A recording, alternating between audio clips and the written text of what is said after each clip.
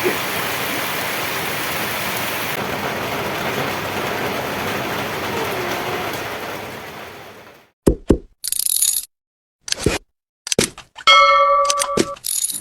ঢাকা আকাশ আর নদীর তীরে ঝুম বৃষ্টি।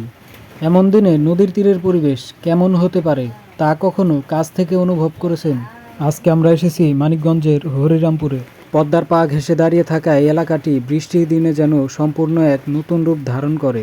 মানিকগঞ্জের হরিরামপুর বললেই চোখের সামনে ভেসে ওঠে পদ্মার বিশালতা। ভাঙন আর গড়ার গল্পে গড়ে ওঠা এই জনপদ নদীর সাথে টিকে থাকতে শিখেছে শত বছর ধরে। বর্ষাকালে পদ্মাকে যতটা সুন্দর লাগে, ঠিক ততটাই শক্তিশালী আর রহস্যময় মনে হয়। নদীর পানি বেড়ে যায়, স্রোত আরও তীব্র হয়, আর নদীর পাড়ে মানুষের জীবনও বদলে যায়। আপনারা দেখতে পাচ্ছেন বৃষ্টি উপেক্ষা করেই মানুষ ট্রলারে করে নদী পার হচ্ছে।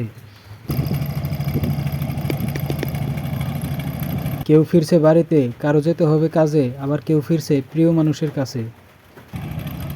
প্রকৃতির সঙ্গে লড়াই করেই এখানকার মানুষের প্রতিদিনের জীবন এগিয়ে চলে। আজকের এই বৃষ্টি ভেজা পরিবেশ হয়তো কয়েকদিন পরেই বদলে যাবে, কিন্তু এই মুহূর্ত, এই দৃশ্য আর এই অনুভূতি স্মৃতিতে থেকে যাবে অনেক দিন।